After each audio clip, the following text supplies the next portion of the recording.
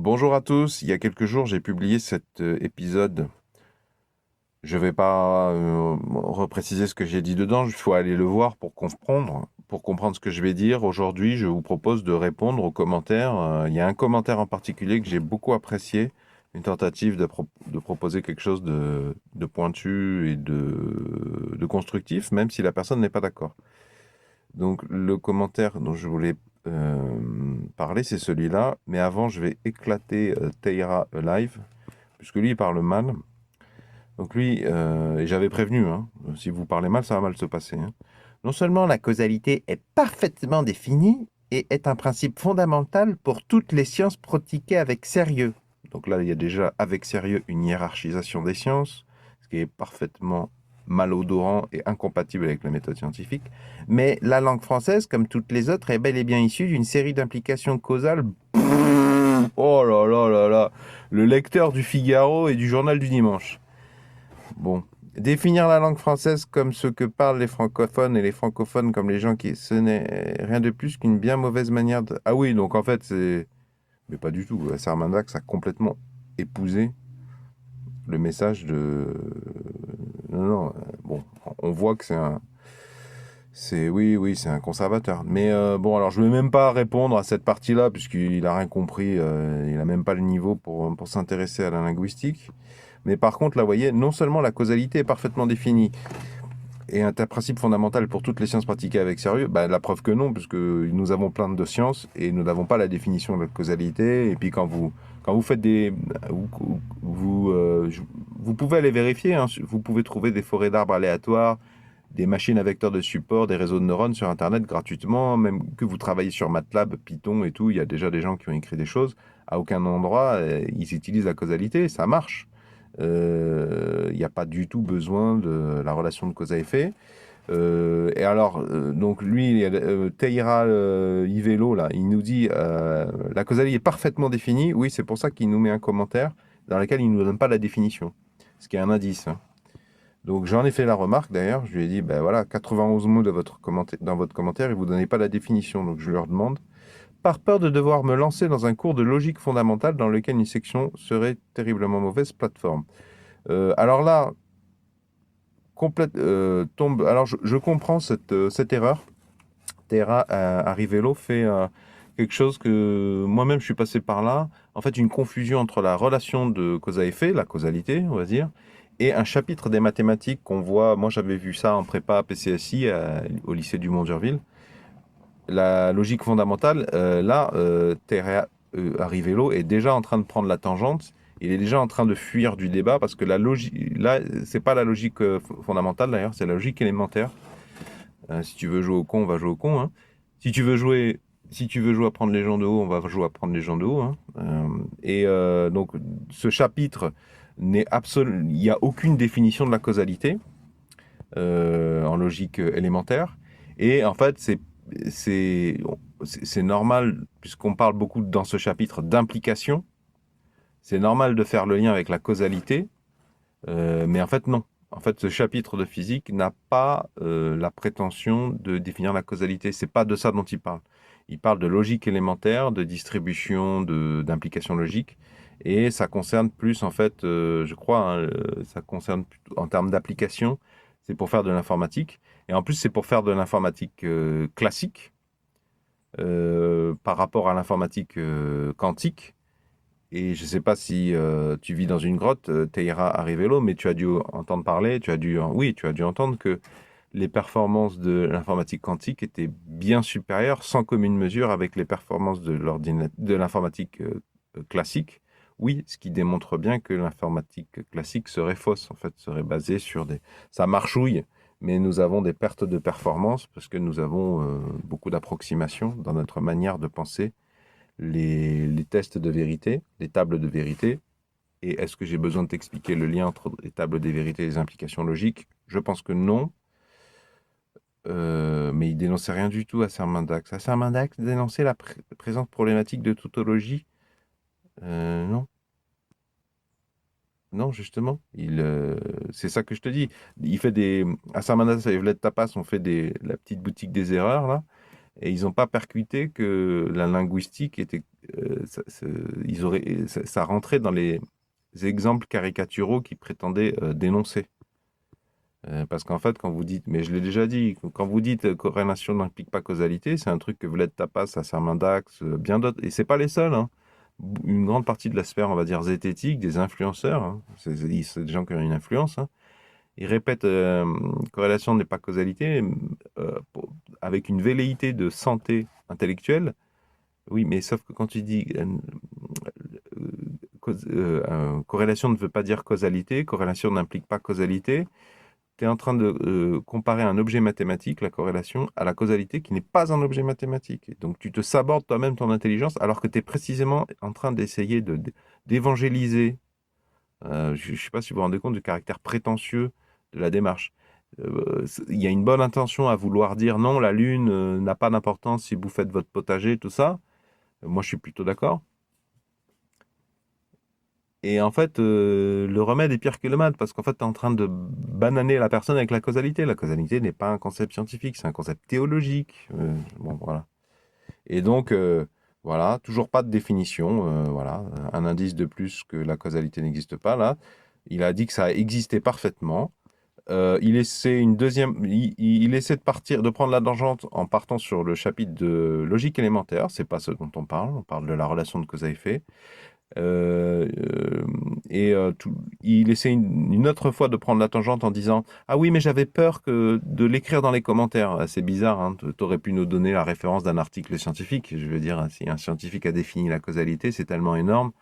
Tu vois, je ne sais pas si vous êtes fait la réflexion, terra arrivelo, mais si la relation de cause à effet, enfin, la personne qui réussirait à définir la relation de cause à effet, elle serait plus connue que Albert Einstein. Albert Einstein s'est fait connaître, on va dire, au moins pour 2 points. Je pense que vous m'accorderez que les 2 points les plus importants, déjà, il a jeté à la poubelle un concept qui s'est révélé foireux, qui était absolument pas nécessaire, l'éther luminifère. Ça vous rappelle rien, ce serait pas le sujet de la vidéo, justement. Vous voyez pas un corollaire entre bazarder la causalité, parce qu'en fait, ça marche pas.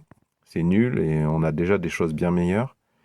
Vous voyez pas un corollaire avec l'éther luminifère, il est arrivé, il a dégagé ça. Et en plus, l'éther luminifère, c'était déjà pour pas froisser les conceptions de l'ego humain. Et parce que la causalité, quand je vous dis que ça n'existe pas, c'est théologique, ça froisse l'ego. Comment? Je pense depuis que je suis né, j'utilise le mot donc 40 fois par jour.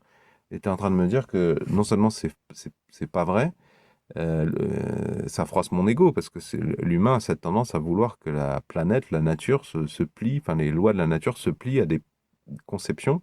Et en plus, c'est humiliant parce que vous-même, vous vous étiez même pas fait pour certains la remarque que la cause, avec un C majuscule, c'est plus ou moins un synonyme de Dieu, hein. Lui, avec un L majuscule, quoi.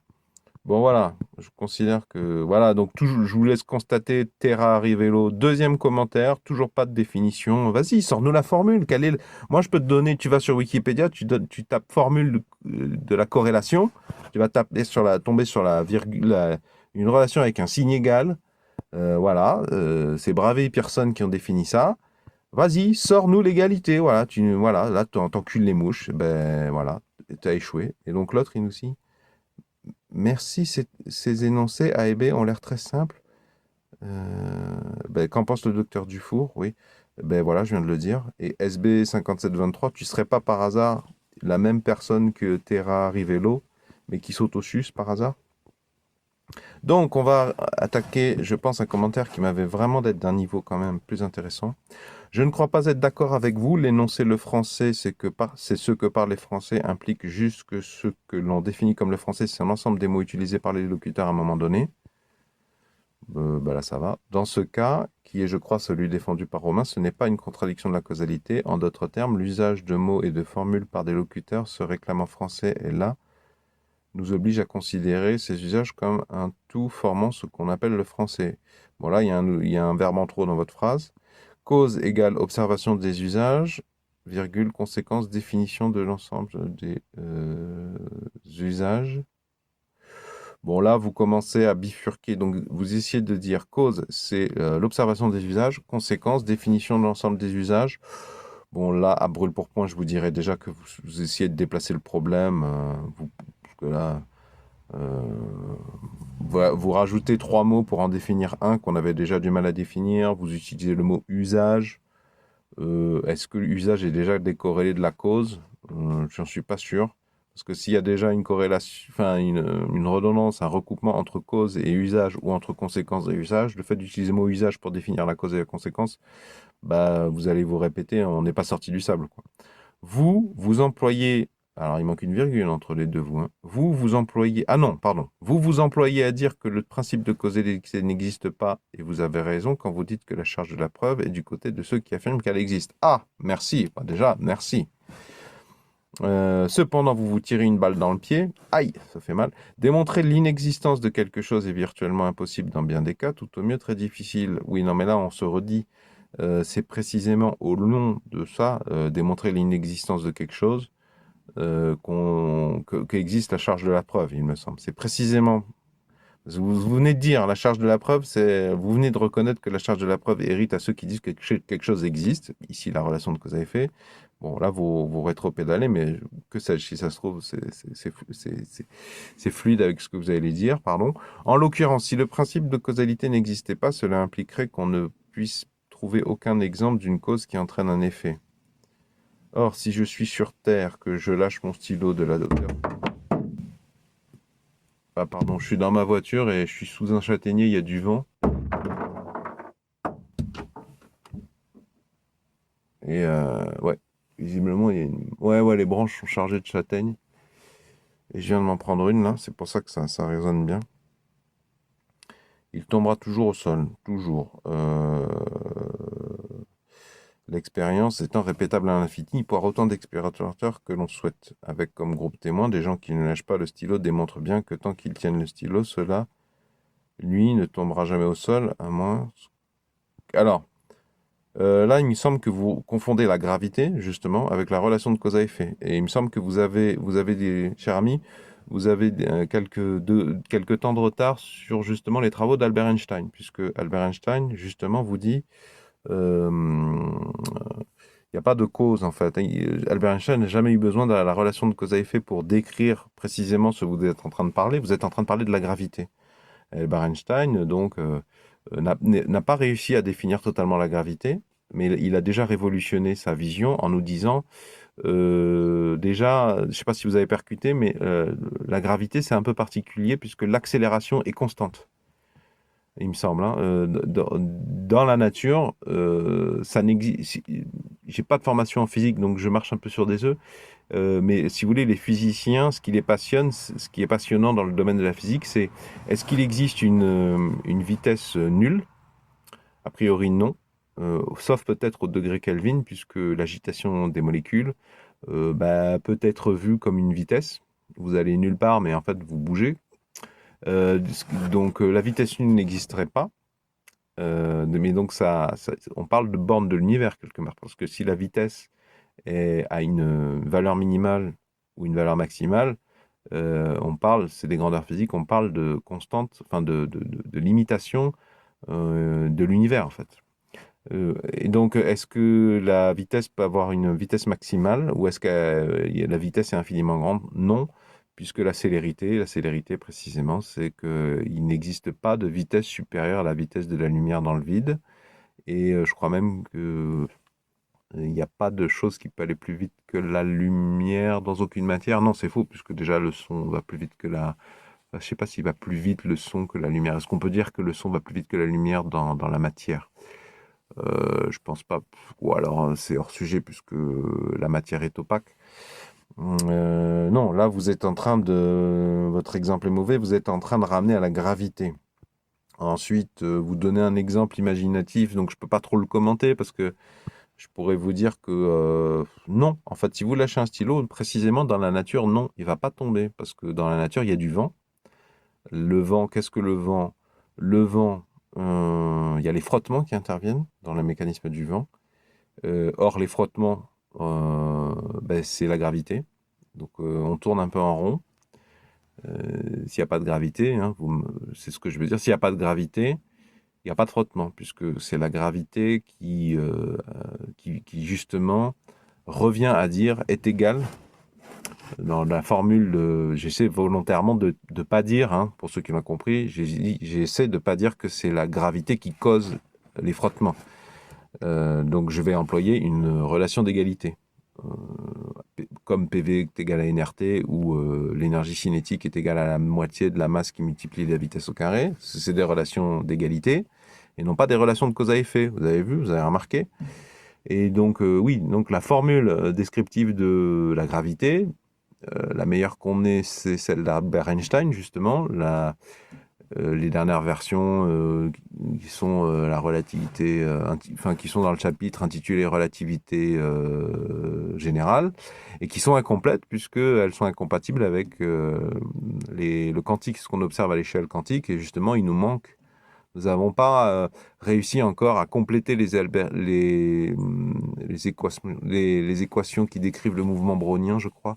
Ou pour faire simple, nous n'avons pas réussi à corriger, compléter les équations d'Albert Einstein pour pour hisser la relativité générale de manière à ce qu'elle soit compatible, elle englobe, elle inclut ce qu'on observe à l'échelle quantique.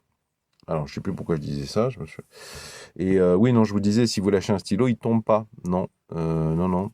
Et il ne tombe pas de la même manière, je crois, justement, selon votre altitude, je crois. J'ai un petit doute. Mais en plus, je pourrais vous dire, oui, non, il peut y avoir un oiseau qui passe à ce moment-là.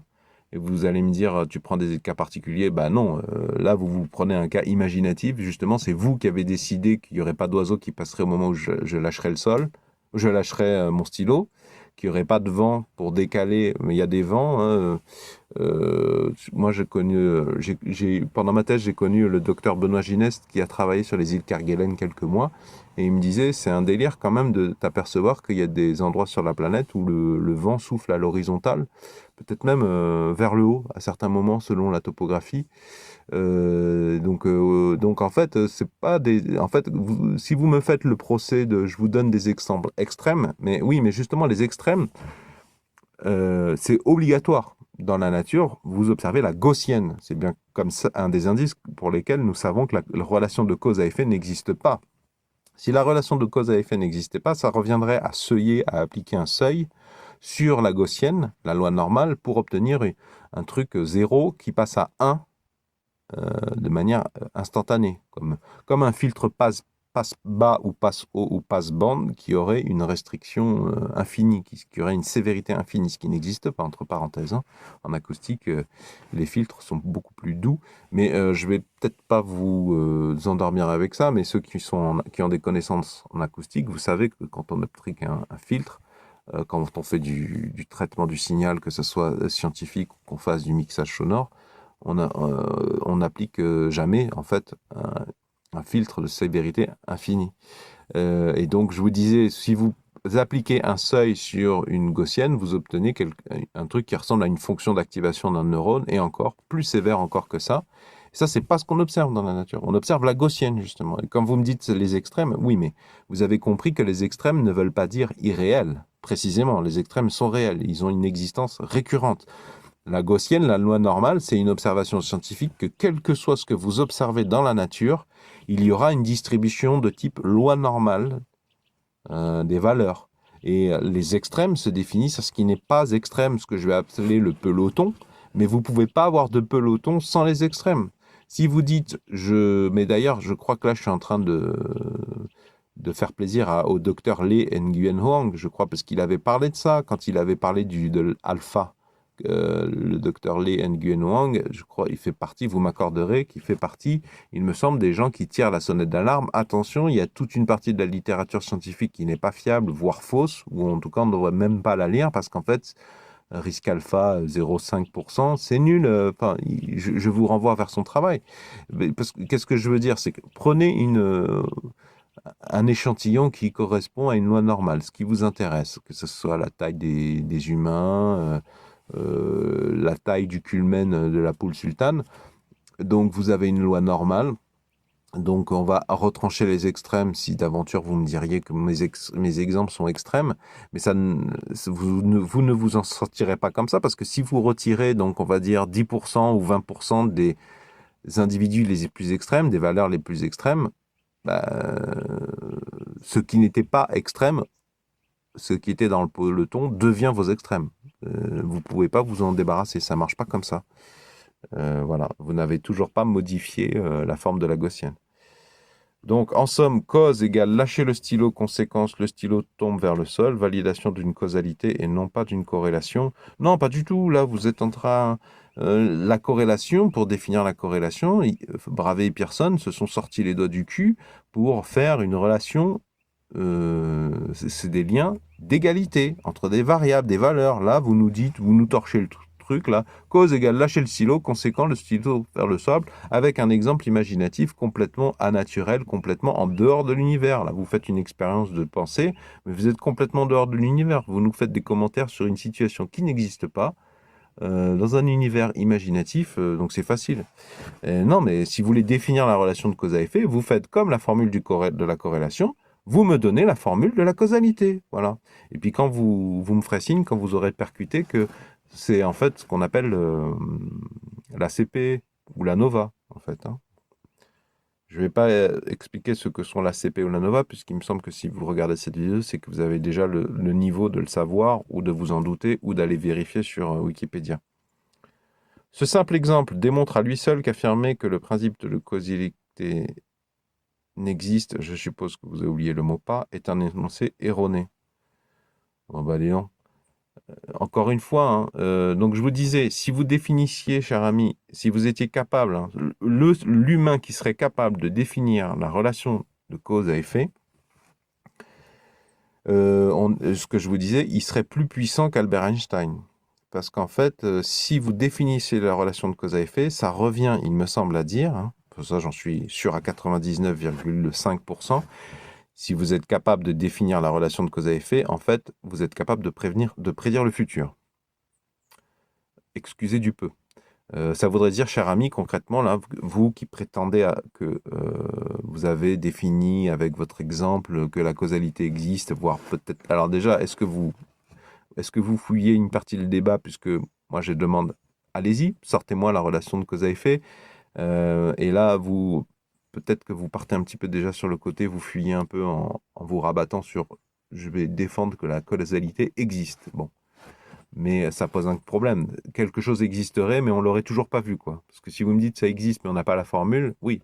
Alors ça existe, vous êtes convaincu que ça existe, mais vous ne savez pas la formule, ce qui pose la question de comment vous savez que ça existe. Au bout d'un moment, il y a eu tellement de prédécesseurs avant vous qui ont essayé de définir la causalité, c'est que des échecs.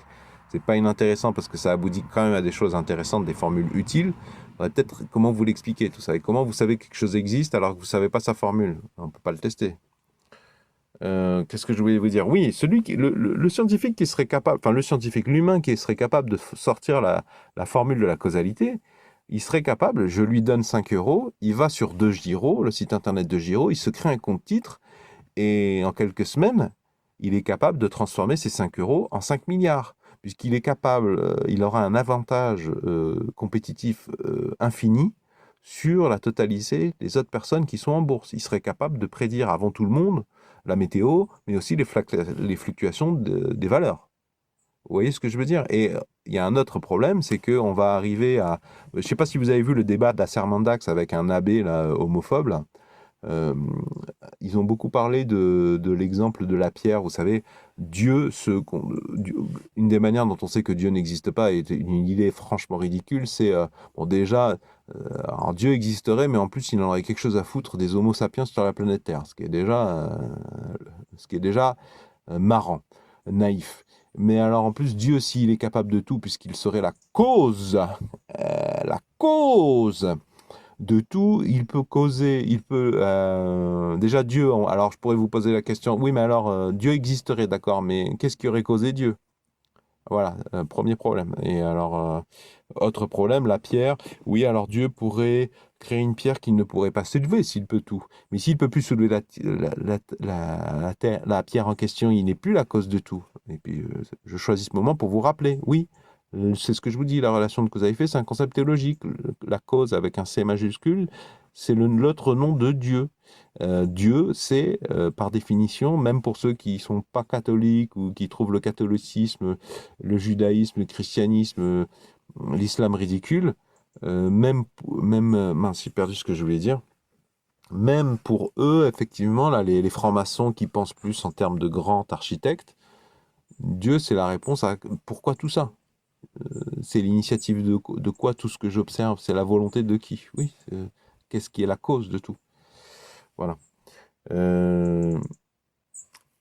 Et donc, pour en revenir à la personne qui définirait la relation de cause à effet, elle serait capable de voir le futur, ce qui pose un problème d'incompatibilité. Le concept s'attaque lui-même, c'est un petit peu comme l'œuf et la poule. Enfin,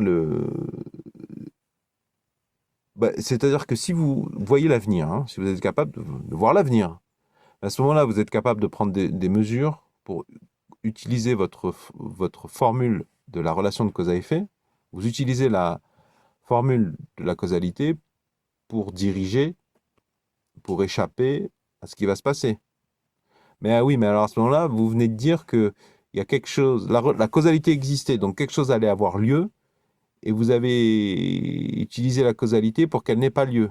Donc il y a une incompatibilité. C'était censé être causé, et finalement, grâce à votre compréhension de la causalité, ce n'est plus causé. Il y a un problème d'incompatibilité qui rappelle l'histoire de Dieu, qu'est-ce qui a causé Dieu, et si Dieu est capable de se retirer de lui-même de son univers, est-il toujours Dieu, est-il toujours la cause, etc. Donc, de plus, je porte à votre attention l'existence manifeste, puisque démontrée par l'expérience, notamment en biologie, par exemple. Mais d'ailleurs, j'en reviens à votre exemple du stylo.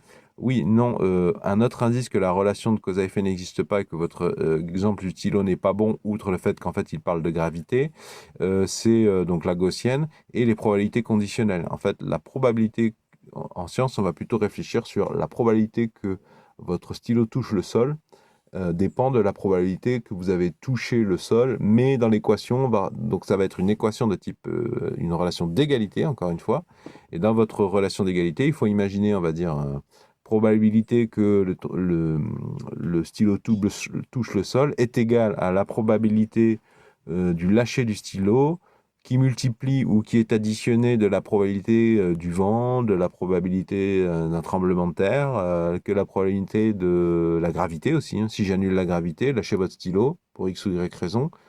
Est-ce qu'on peut annuler la gravité? Si je retire la masse Albert Einstein, hein, la gravité est en fait Albert Einstein nous dit pas, enfin, d'ailleurs, hein, Albert Einstein ne nous dit pas la masse cause la gravité, c'est la masse est égale à une déformation de l'espace-temps qui nous donne l'impression que il y a un mouvement. Mais en fait, non, c'est une géodésique. Bon, alors je reviens à votre exemple là. Oui, voilà, tout ça pour dire quand... Et je parlais de tremblement de terre, s'il y a un tremblement de terre au moment où vous lâchez votre stylo, ça peut arriver, hein. Est-ce que... Donc, le sol s'ouvre, imaginons. Et le stylo tombe dans l'autre trou, donc il tombe 20 cm, 30 cm plus profondément que ce que vous aviez prévu parce que vous entendez le sol. Et alors, est-ce que c'est le sol ou c'est pas le sol? Vous en avez pas parlé, mais c'est pas. Enfin, c'est pour ça qu'on parle de loi normale et de probabilité en science. Probabilité des événements et pas événement cause un autre événement. C'est probabilité d'un événement dépend de la probabilité de tout un ensemble d'autres événements et on utilise des relations d'égalité avec des fois et des plus et pas des implications logiques. En biologie, par exemple, des schémas de causalité cyclique, la régulation de la glycémie, concentration du sucre dans le sang, je mange du sucre. Ah bah oui, non, mais alors contre-exemple, justement, très très mauvais exemple, justement, puisque je m'étais fait la réflexion.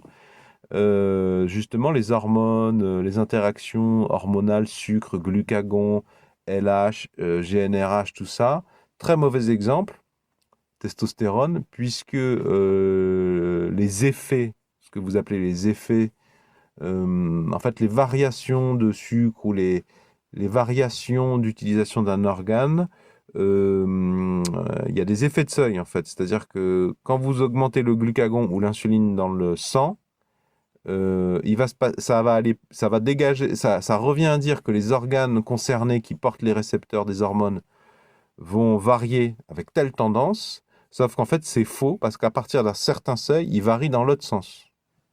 Et ce qui pose la question de, en fait, ce qui est important pour écrire une formule mathématique qui décrirait le comportement d'une hormone dans le sang des êtres humains, euh, il faudrait s'intéresser non pas à la concentration d'une insuline ou la concentration du sucre dans le sang, il faut prendre la valeur absolue de la concentration, des trucs comme ça, où les...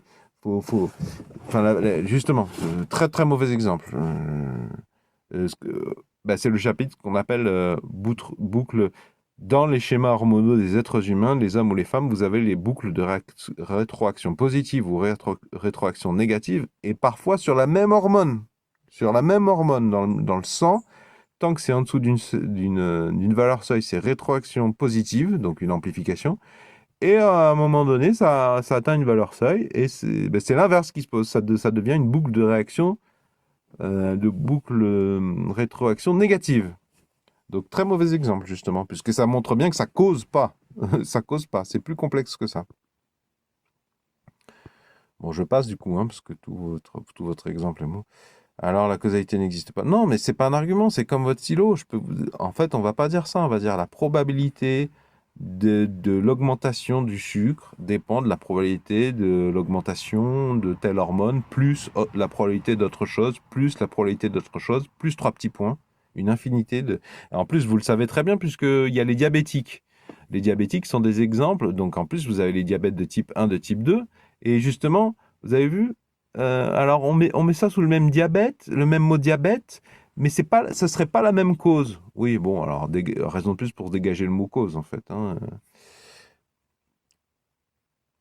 Et donc oui, non, en fait, les êtres humains ne réagissent pas du tout de la même manière aux concentrations du sucre, justement. Et en plus, vous parlez de sucre, mais puisqu'on parle de ça, biochimiquement parlant, vous parlez de quoi? Vous parlez du fructose, vous parlez du glucose, parce que ça a de l'importance, hein, puisque à ce niveau de pensée.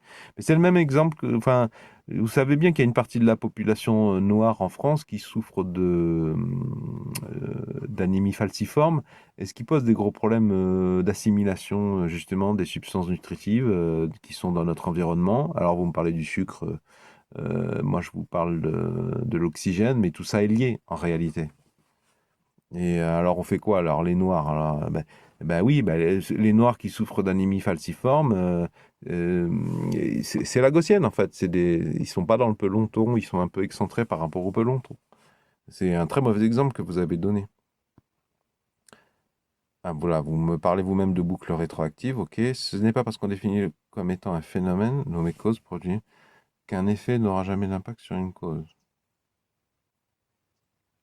Je viens de dire en quoi c'était un très mauvais exemple.